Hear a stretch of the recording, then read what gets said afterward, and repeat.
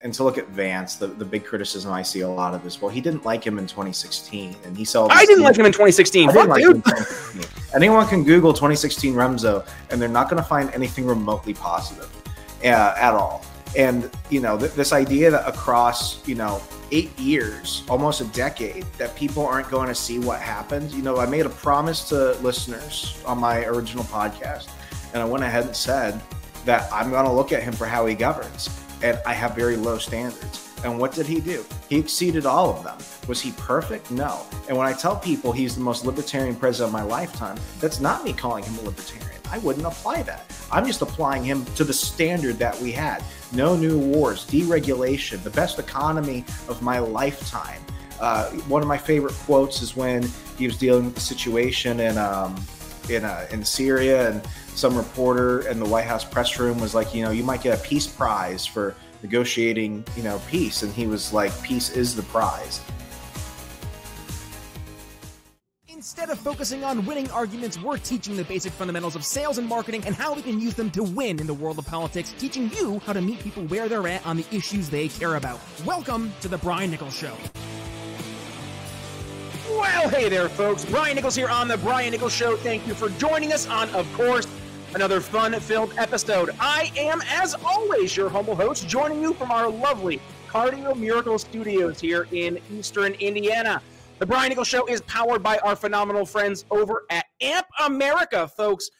You do not need to support the corporate media and their bias and their fluff. No, instead, support the news that supports you. And with that, Amp America, we have news articles, opinion pieces, podcasts, and more. Head to ampamerica.com. One more time, Amp America. Also, the Brian Nichols Show is powered by our phenomenal studio sponsor, Cardio Miracle, which I have been powered myself by Cardio Miracle well over a year and a half now. And folks, the results are in. Cardio Miracle is the best heart health supplement in the world. So if you want to learn how it can help lower your blood pressure, lower your resting heart rate while improving those restless nights of sleep and that pump at the gym, stick around. We're going to talk more about Cardio Miracle later. But first, Trump has a VP. That's right. JD Vance, since we last connected, has been tapped as Trump's VP nominee heading into the November election. And naturally, lots of folks have thoughts. So I said, why not have someone who I really appreciate their thoughts? And also, he's a dear friend. How about our good friend, Remso Martinez? So Remso's return here to the show, talking all things JD Vance. Remso, what's up, my friend? How you been? Brian, why is it we only talk to each other when something horrible in the world is happening? Oh, yeah. Elephant in the room. I forgot to mention that someone tried to kill Trump. I don't know how I completely skipped that on top of adding that he has a VP. Yeah, what is this, Remso? It's always something bad in the world is happening when we connect. That wasn't on my bingo card. Honestly, I was thinking like alien invasion before this. I was thinking like a lot of things like climate change, lockdown, zebras mate with horses. I mean, just a lot of other like ridiculous things. But here we are. I was literally I was flying home from Las Vegas. I was just at Freedom Fest for work, and as I showed up at my apartment, my wife goes ahead and pulls out her phone. I love you, honey, all that stuff. It was someone shot at Trump, and I was like, what? And yeah, it's been like I did not know. It didn't really hit me until like earlier this year that the RNC was going to be in Milwaukee, so 15 minutes away from where I live at the Pfizer Forum. And it just really kind of settled because, Brian, when I moved out here 4 years ago, I made it very clear to people on my old podcast, On the Run, I'm done. You're done. Like, I don't care. And then everything decided to follow me. And here they are in Milwaukee, where the Bucks play, and the whole country is focusing on Wisconsin right now. This is one of the this is this is kind of like the beginning of Star Wars Rogue One, where they're like, look at you, what are you doing with your talents? And Jen Erso's dad is like, it's a simple life. It's like, that's where I feel right now. But this is wild. I went ahead and wrote probably one of my first long political op-eds in 5 years. It was a banger. 5 years. And I wrote it over at ampamerica.com because to go from where we were Saturday with the idea that some crazy liberal was going to go ahead and take out a potential returning president, not nonetheless just a former president, but a returning president, days before the convention. And then for Trump to go ahead and double down and bring out probably the most populist, right-wing conservative south of like freaking Barry Goldwater in 1964 to be his presidential, VP pick is just, we're living in a movie. This feels like we're living in a movie. And within minutes of him being announced, the amount of people, I knew the left was going to go ahead and attack him. And, Biden's canned, line of attack on Twitter calling out JD Vance. And we all know that his team prepped for like 7 other people. And that was his female, like 19-year-old intern that tweeted out. That was expected. But the amount of vitriol coming from conservatives and libertarians towards Vance, that told me all I needed to know. And, people, like my wife didn't know who he was. I was having coffee with a local business owner today, and she didn't know too much about Vance. I think America's about to fall in love with this man. I genuinely do. And there's a lot to unpack with JD Vance's his history rather, as it relates to almost like the pre-politics era for him. And this goes more into the cultural side of things that you're talking about in Hillbilly Elegy. I mean, that was his book that was then later turned into a movie starring Glenn Close, right? Glenn Close, yeah. Glenn Close and, the grandma. And Amy from Man of Steel. Forget her name. Yeah. Amy Adams. Yeah. But like at the end of the day, JD Vance is much more than a political figure. And also I just want to take a step back too. And you mentioned the libertarians and conservatives giving Trump crap because of his choice. Well, elephant in the room, Republicans or rather the libertarian friends out there and some of the conservative friends, they're going to give Trump crap regardless of who he chose. He could have chosen Vivek, and from a principle standpoint, I would have been cheering from the rafters, but there would also have been the folks who have been like, oh, well, Vivek's bad on X, Y, and Z. So there's always going to be those folks who are they focus entirely and solely on the ism, on the principles. And that's fine. If that's your role, play that role. But that's not where I am. I know that's not where you are. And Remso, I think it just comes down to you and I are sitting here, and much like, I'd say, a large group of folks in the continental United States, I'd say in the world right now, just looking at the moment that we're in, right? Like, this isn't the same game that we were playing in 2017.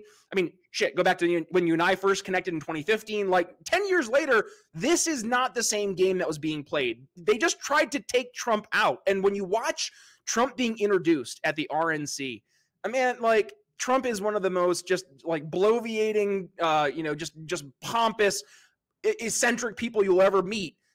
And there was just something different about him walking in with Lee Greenwood's God Bless the USA playing in the background. Here comes Trump. He's walking in wearing his suit per usual. He's got the big gauze on his ear from the bullet wound from the attempted assassination. And there was just this somberness you could feel when he was walking in. And there was one moment, dude, and like, I'm not one to bring my personal emotions into our political discourse, but there was one moment that just, it tugged at my heartstrings a little bit. And that was the moment when Don Jr. reached over to shake his dad's hand when he got up to the standing area.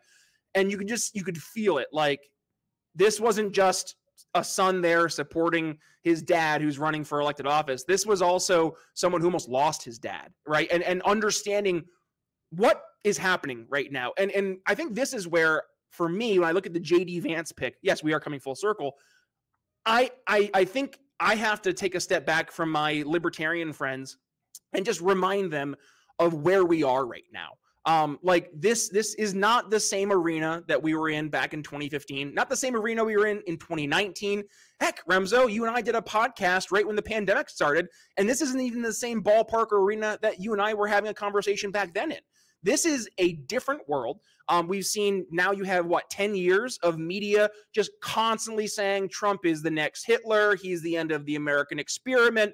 He's the worst thing in the world since name your favorite tyrant, across history. Like, that has quite obviously led to a moment where we are today, where so many folks, and this is the part that really makes me sick, so many folks are not only excusing away the attempted assassination of Donald Trump, but, I mean, starting to layer in conspiracy theories, starting to layer in he shouldn't have missed, like Kyle Gass from Tenacious D saying, don't miss next time, right? Like, stuff like that.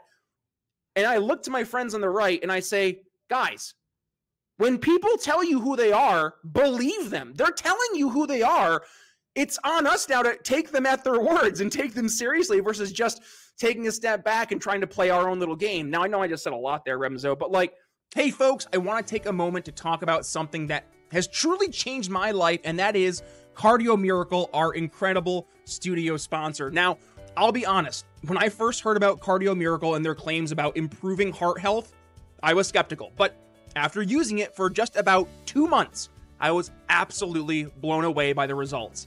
First, my blood pressure went from being consistently around 140/90 to a much more healthier and manageable 120/80. And my resting heart rate dropped from the low 70s to the high 50s.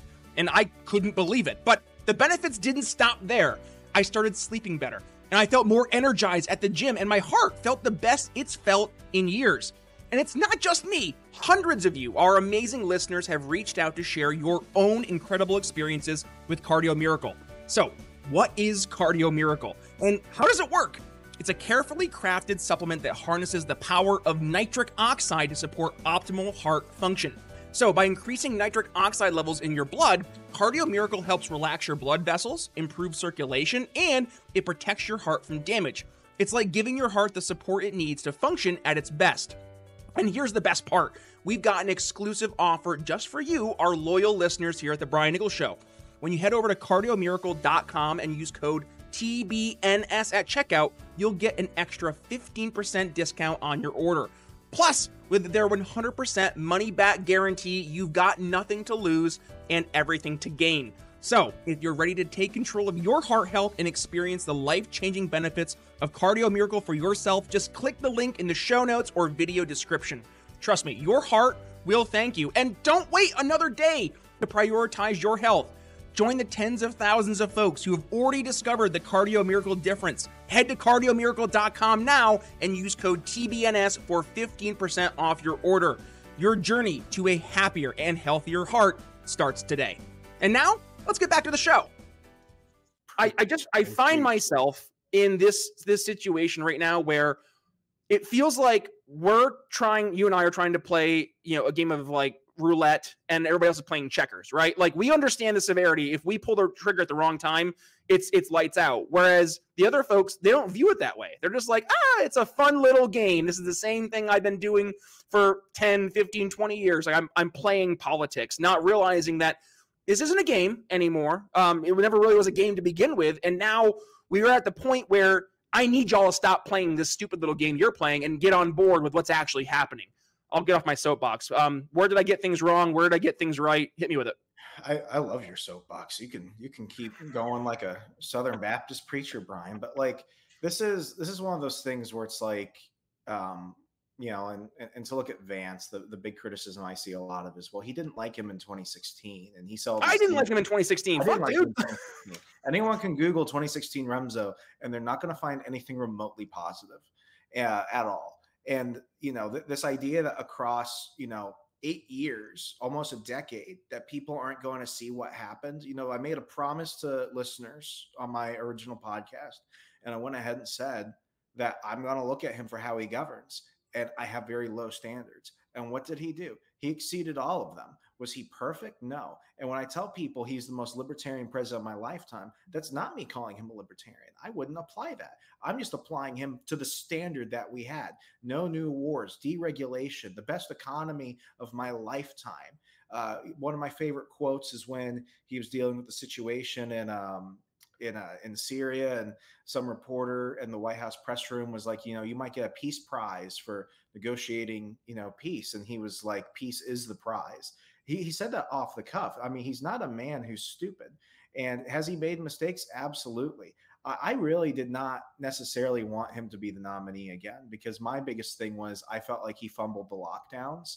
I was upset about that. He gave us Anthony Fauci. He did not fight against the lockdowns hard enough. I was really upset with Operation Warp Speed. I felt like he surrounded himself with some really horrible people. So I was willing to give really anybody a chance. Ron DeSantis, even Robert F. Kennedy Jr. When he got the nomination, it became very clear that, something was changing. Something was changing after he won the primary. And I was like, why did he avoid all the debates? And it became very clear that, he's not going to go ahead and, you know, fight the people he needs to work with. Because if he wanted to go up there, I still think he would have won the nomination. I think he would have been drained of resources, been drained of time. He kept the attention on him. He avoided it. I think he was showing them mercy, because what the truth is that he needs all of them. He needs everyone to go ahead and fight Joe Biden at this point. And that became very clear. They called him cowardly. I called him tactical. And now here we are, where people were still really hesitant. But, you know, a person who is very solid, or, you know, the conspiratorial minded people like Trump's a plant, all this other stuff. You know, I'm seeing people say that the sniper situation was staged. It was ketchup, Remso. It was ketchup. It wasn't blood. Like, he was a teenager. Like, he wasn't like a trained like CIA operator or something like that. Like, give me a break. You look at the video, you have to say that the most egotistical man in America, the world, told somebody to take a shot at his face, and he timed it perfectly for that to get shot. Like, go cry me a river with that stuff. You just don't like him, and just admit it. But for that to happen, I still believe, and I could be wrong about this, I don't believe that Vance was number one. I believe that, like what many of the insiders are saying, was that it was Doug Burgum. Yep. And I think it was Doug Burgum until Saturday afternoon. And at that point, what do we have? We have people saying that Nikki Haley was going to try and take a last-minute jump at the nomination. If we have Haley, I still think we have a Haley Burgum ticket. I think a lot of people looked at that and they were like, okay, we need to go ahead and make a plan fast because we need to get rid of him. Because like I said, this hasn't been normal. There's a reason why he went to the Libertarian National Convention. There's a reason why he's going to the Bitcoin conference. There's a reason why he's having Amber Rhodes and the president of the Teamsters Union speak at the RNC. It's because this is not a normal election, and this is not a normal Republican Party. And my problem with libertarians, and I saw this just witnessing a lot of panels at Freedom Fest last week. I mean, the timing of events for me is just like, I'm feeling very weird about a lot of things. I feel like I was meant to see a lot of things as they're going on. And the thing is with libertarians is I think they're irrelevant at this point. And I say this because they think that they want to make a world where everyone thinks like them, or if we put on enough seminars and panels, everyone's going to think like us. But you know what the RNC showed is that the RNC is probably more open-minded than most of the open-minded thinkers in the Preach. leadership. And we have to accept the fact that we live in a country with people who are not like us and people who will never be like us. But what we need to do is we need to fight for the chance for opportunity. We need to fight for the chance for people to have an equal playing field. We need to fight for people's individual liberties to be wrong, but to coexist peacefully. And that's what this has come down to. So why does this come back to Vance? And why am I getting so pissed off when I see people going after him? Because JD Vance, I feel, was the ultimate middle finger to the establishment. I think he was the ultimate middle finger to a lot of people, and that Trump has set him up, a man who's not even in his 50s. He set him up to go ahead and continue this moment because he knows that when he does win in November and he comes back, he's going to have to take the wrecking ball to the establishment. He's going to go after the Department of Education, the CIA, the FBI, the entire deep state. They tried to defame him. They tried to bankrupt him. They tried to stick him in jail. And now somebody's actually gone and tried to kill him. Do you think this is a man who's messing around? So while he does that, Vance is going to be set up. And I don't think he's a Dan Quayle type. I don't think he's a Paul Ryan type. This man he did not need politics to be a successful person. Correct. And the fact that he is in the spot he is in now, Tucker Carlson said it in a way that I couldn't even, conceptualize it, which is, instead of telling you the things that I like about JD Vance, let me tell you about the things that people don't like. And he started listing them off. And I got to the point where I'm like, it shows you a lot, because why are they attacking him? You've got like very weird right-wing racists who are saying, well, he's married to an Indian. And it's like, what are you saying? Say the loud part, say the creepy, angry part out loud. Just say it. They're saying, he changed his mind on Trump. Name somebody who hasn't changed their mind on something, especially in the public sphere. They're saying, that he's not qualified because he's a junior senator. He's not qualified because he doesn't have the strict academic background, forgetting that he was a Yale scholar who ran a business. And I'm seeing all these, the Brad Palumbos of the world, whose only job was working at Subway, going after a man who had a very financial career, who became a best-selling author. It's like, it's very easy to jump from a soapbox of, online faux popularity and stuff like that. But this is a man who lived in the real world, and he didn't have it easy. There was no trust funds. There was nothing there. There was a man who grew up in a rural mining town in Ohio, whose father wasn't there and whose mom was addicted to painkillers, and a grandmother who was almost too old to take care of him, but she did. He went and served in the Marine Corps. He came back, got a scholarship. I think it was a scholarship, but he got his way through to Yale. The white trash kid, the redneck hillbilly, made his way to Yale. And then he wrote a national best-selling memoir that showed people about the plight of white poverty in America, which in my op-ed, I admit, I believed that that was a myth until I moved to rural Alabama and I saw it. And that's something that still impacts people. It breaks my heart because what it shows is that the American dream is not equal for everyone in this country unless we see ourselves in a future where we could be part of it. And that goes for everyone, Black, white, Latino, Asian. It's a hard struck fact that there are people in America that feel left out of the American dream, and that's heartbreaking. And JD Vance came from that. And he didn't need to run for Senate, much like how Donald Trump could have been like, you know, on a yacht with his supermodels and everything else, but he's dodging bullets now. This isn't the same.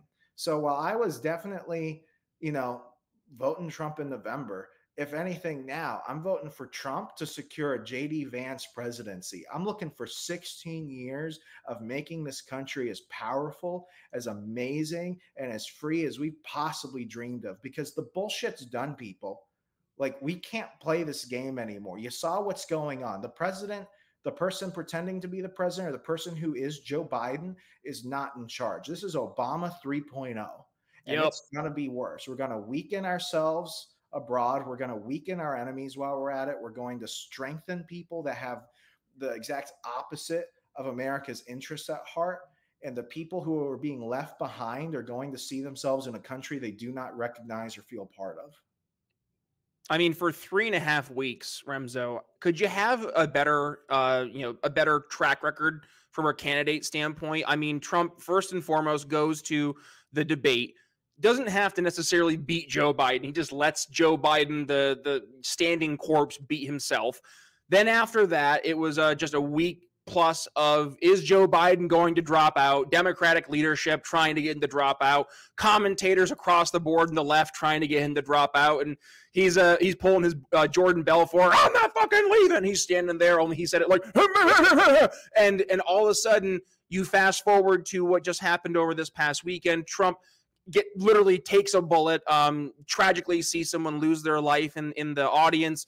And then you fast forward to now Trump at the RNC choosing his VP candidate. I mean, and by the way, the VP candidate, back to your point, I think it was just decided on, like, within the past few days. I think you are absolutely right.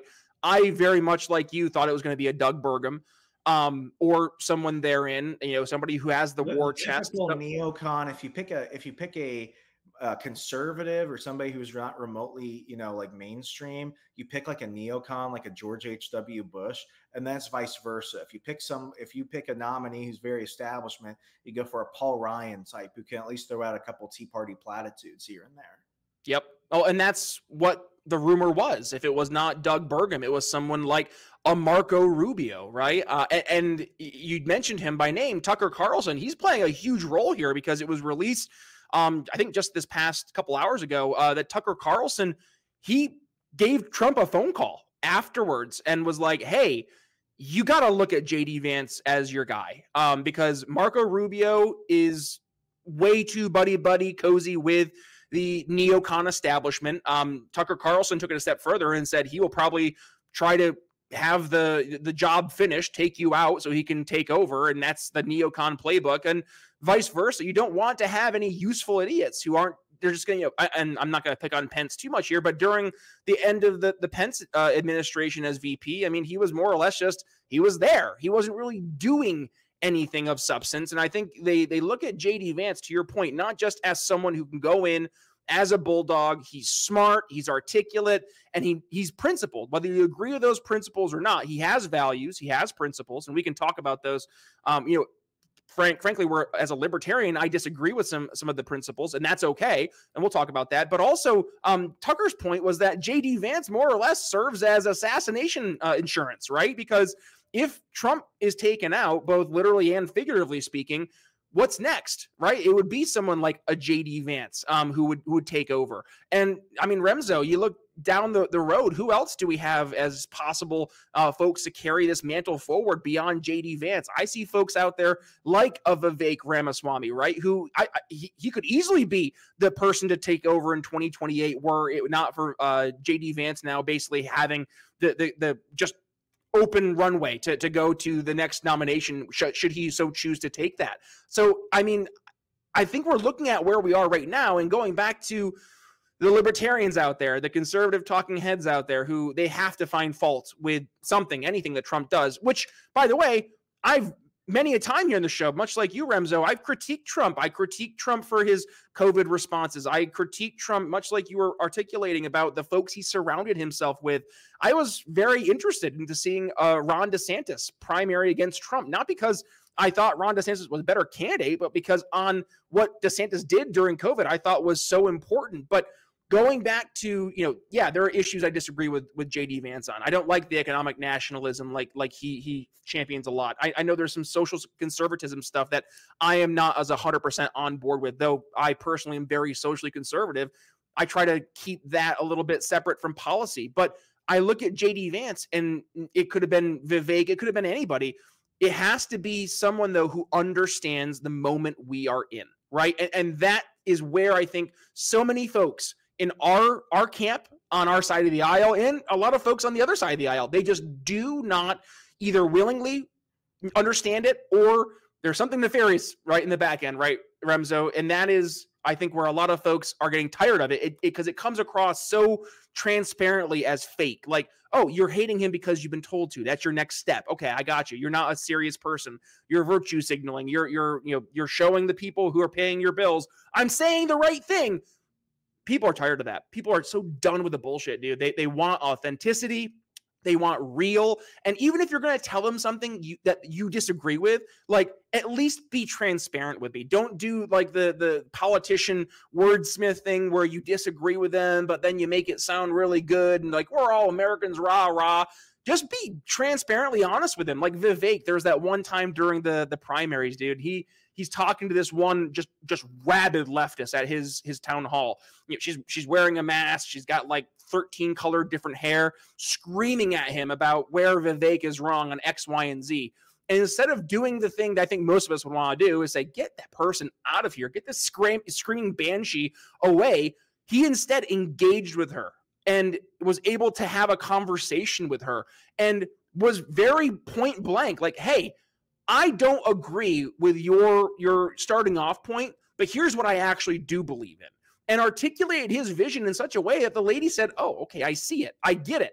You can help get rid of the bullshit if you yourself stop with the bullshit, right? Like, we have to be the change in terms of how we're communicating and, frankly, how we're approaching the world that we see right now, both in terms of policy and politics. Because, dude, if we're not going to play the game as it's being played and we're going to just keep, again, going back and playing our own little game of checkers while everybody else is playing their own new game, of course we're going to lose. Of course we're going to keep losing and not have a seat at the table. If you always try to do things the way you've been doing things, you're going to get the same results. So, sorry, folks, this is why we have to have this conversation, because if we don't, we're going to get more of the same. And I don't think our country can afford that, especially with where we are as a country, man.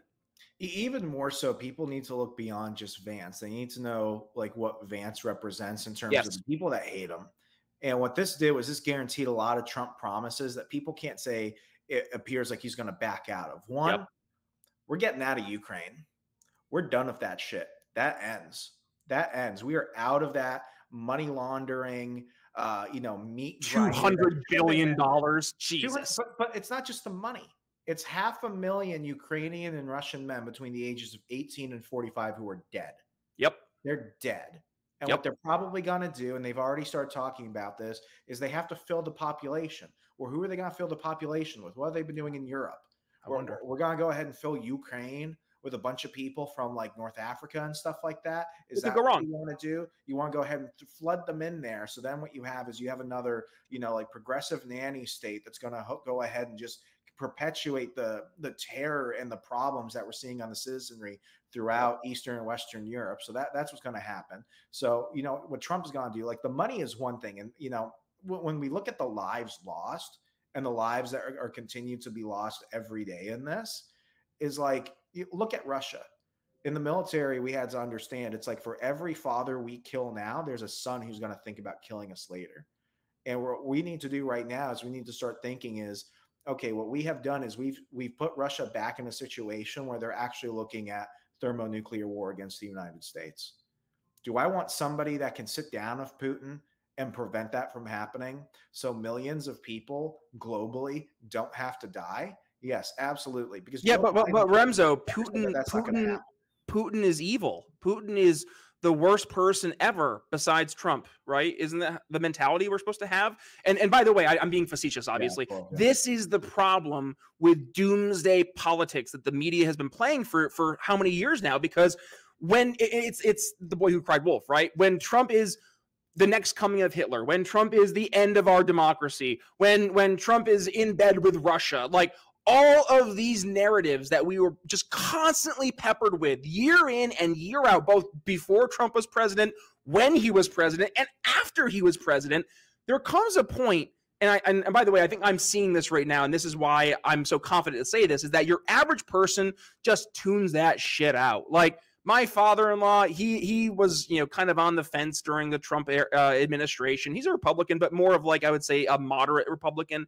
After Saturday, my man is radicalized. Like, okay, maybe not radicalized, but like he's 100% like on the Trump train, not even questioning it. And he was going to vote for Trump beforehand, but this is just one of those things. He's going to vote for Trump even harder. 100%. He gonna push the button so freaking hard, not even gonna know how many votes are going through. And he's in Pennsylvania, so I'm sure that does something to the voting machine that makes him have like 17 votes. I digress. We'll go ahead and we'll ping Cliff to see if he can help fix that when he's doing his PA chase. But that right there, right? Like I look at my father-in-law, and I've used him many times here in the show as like my representation of your average voter. Like he's a nurse, right? So he works crazy 12-hour days, driving an hour to work, hour back. So like his breaking down of the news is literally like quick reading of the news headlines on the iPad when he gets home, maybe toss in a podcast here and there while he's driving to work. But other than that, that's the context.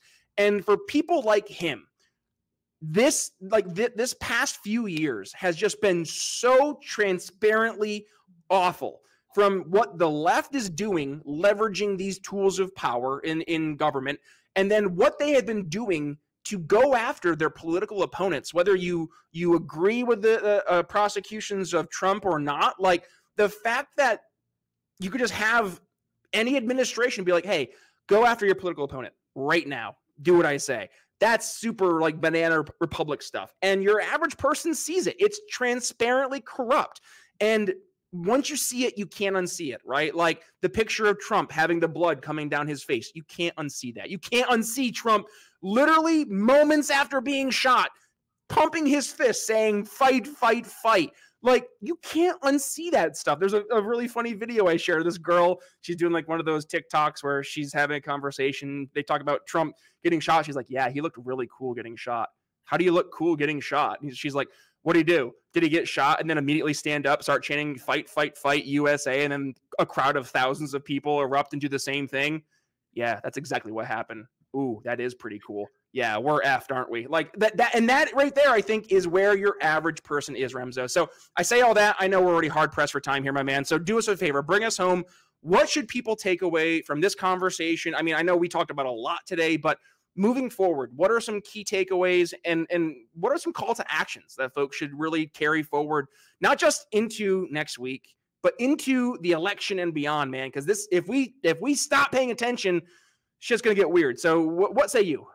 Register to vote and vote Republican. Words I never thought I would say immediately. I've voted in 4 years. I haven't. No, I haven't. And no, I am. And, I'm hitting that ticket as red as I want. And if I don't like some of these people I'm voting down, well, just primary them later. But like the shit has to stop. Yep. This has to stop. What Vance has shown is that Trump is coming with a wrecking ball, and that these people who are trying to actively work against the interests of the American people, they're out of a job. Do I think we're going to see miracles in the next term? I'm not saying that. But what I do know is that something has to stop. Something has to end. The years of the GOP being just the less progressive wing of the Democratic Party, that's got to stop. I saw somebody, some conservative commentator there, like people who don't like the Trump-Vance ticket, academics, Reagan Republicans, free marketeers, old school Republicans. And they're like, you know who likes it? Like homeschool and PTA moms, Turning Point kids, like nationalist libertarians or whatever. And I'm just like, okay, so you don't like it? Leave. Get out of the way. And this is it now, because the GOP, I was having a conversation with my wife, never accomplished anything in my life until Trump came. You just look at the scoreboard. That's what people need to see. Trump-Vance 2024, get out and vote. If you don't have a plan to vote on election day, there's plenty of options, people. Make a plan, get out. The shit ends here. No more useful idiots. My final thought for today, literally, no more useful idiots. I talked about this a few episodes ago.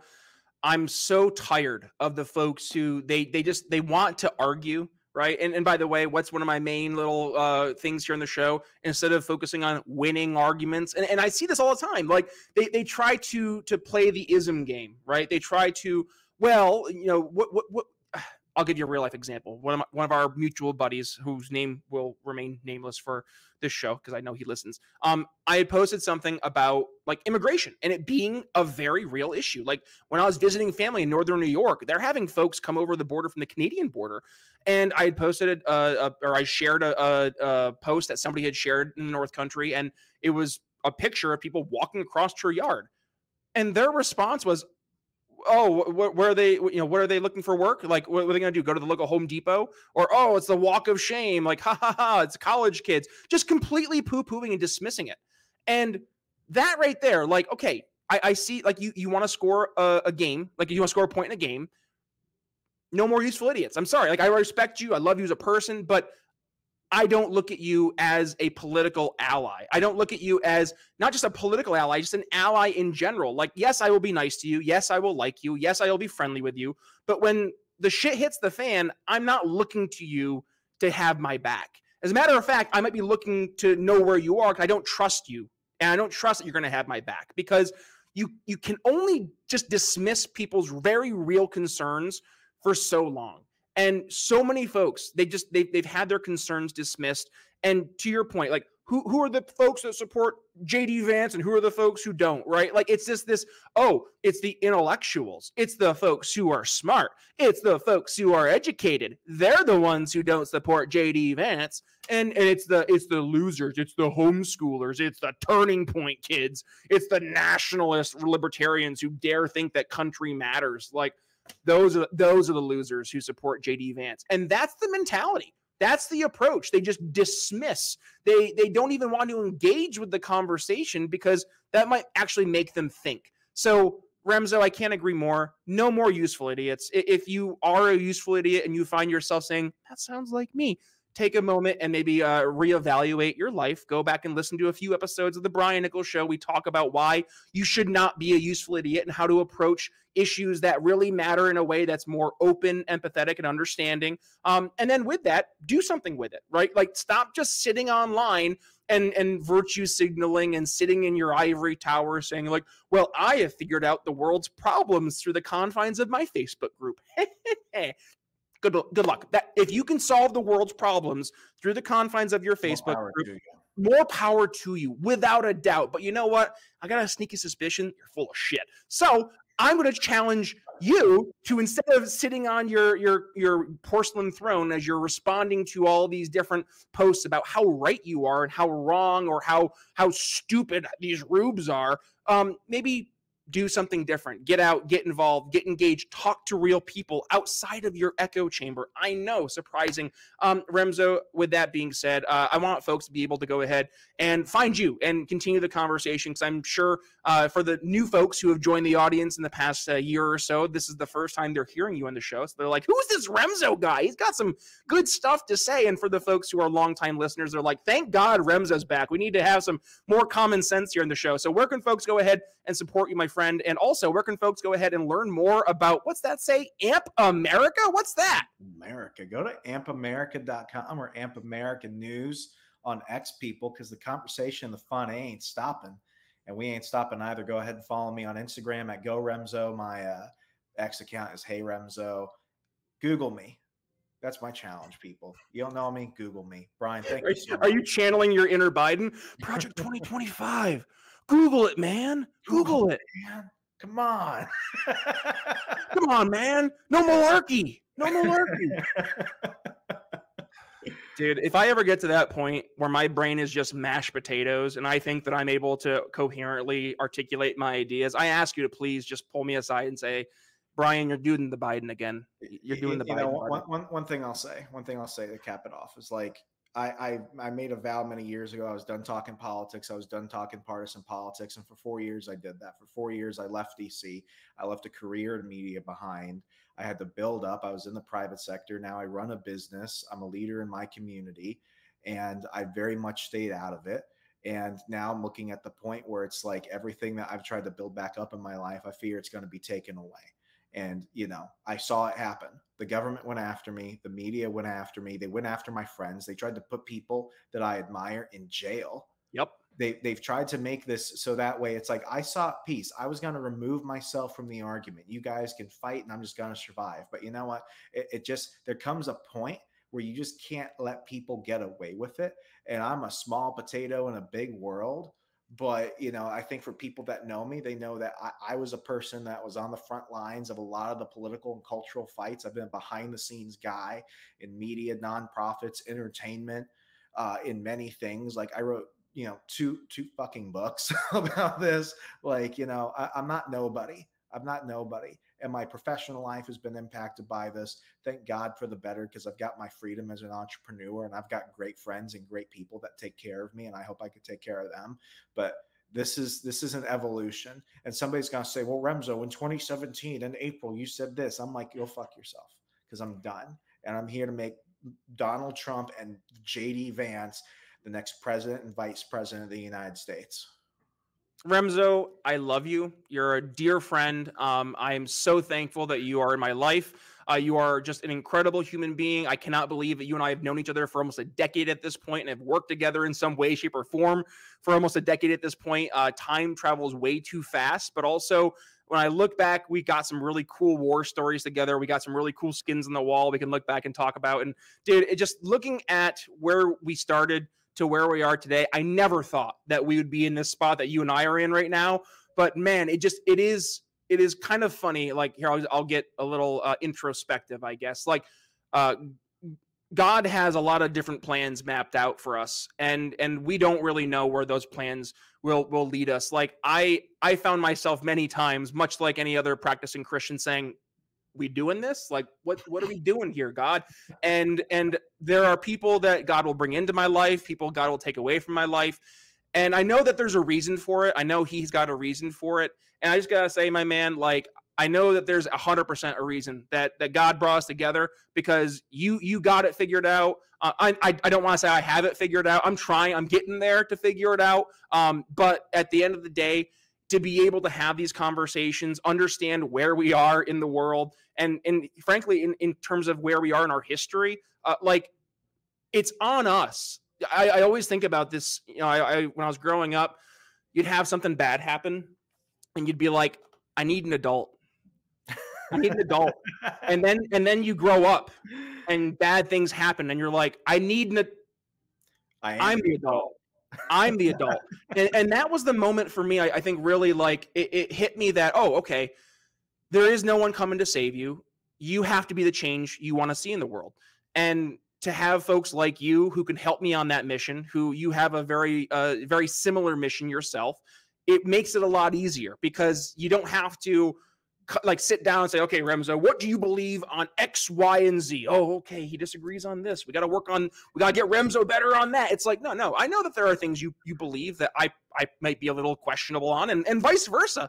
And that's okay. That's actually encouraged, because it is the differences that really make us so special. Special. But at the end of the day, it is those differences that we're able to overcome in our friendship that we need to relearn as a society. Like, just because I disagree with you on a policy point, like, it doesn't mean I hate you. And I know there's a lot of folks out there who they do hate. They absolutely do hate. I hope that we can at least set an example, Remso, of how to have conversations. Now, obviously, you and I are more on the same political side of things, so that makes it a little bit easier. But to be able to show folks who, and by the way, elephant in the room, like, I've had my friend circle change drastically over the past 5 years, specifically during COVID. Dudes who were at my wedding, in my wedding, haven't heard from in years. And like, to see that, very, very eye-opening, but also to see folks like you, who continue to be just good people. And what do we say here in the Brian Nichols Show, which I learned from my good old CEO back in the day, Mike DeLug? Good people bring out the good in people. So we need more good people. And with that, I'm going to put a pin in today's conversation. Remso Martinez, it is always a pleasure having you on the show. Please go ahead, support Remso. Follow him at Hey Remso. Also, please support our amazing sponsor, and yes, the place that Remso calls work, Amp America. Please go ahead and give Amp America some love, ampamerica.com. Also, for the podcast and video versions of the Brian Nichols Show, where can you find us? I will head to your favorite podcasting platform, Apple Podcasts, Spotify, YouTube Music, wherever it is. Hit that subscribe button. Also, if you're a video type of person, YouTube, Rumble, Twitter, Facebook, we are uploading the video version of the show in its entirety over on those respective platforms. Go ahead, give us some love. Just do me a favor, hit that subscribe button, hit that little notification bell, and of course, head down below into the comments. We want to hear how wrong Remso and I got things. We know you guys are dying to tell us how wrong we are. So please just head down to the comments. Please keep it semi-respectful. Or, hey, if you want to just go ahead and let it all out, let us know how much we suck. Remso, any final words for the audience as you wrap things up today? What Brian said. All right. Well, with that being said, one final plug. Please support the folks who support us, our amazing sponsors like Amp America, Cardio Miracle, Ebles CBD, Liquid Freedom Energy Tea, and more. They are the folks who help us keep the lights on and, of course, have these phenomenal conversations. So with that being said, it's Brian Nichols signing off here on the Brian Nichols Show for Remso Martinez. We'll see you next time. Thanks for listening to the Brian Nichols Show. Find more episodes at briannicholsshow.com.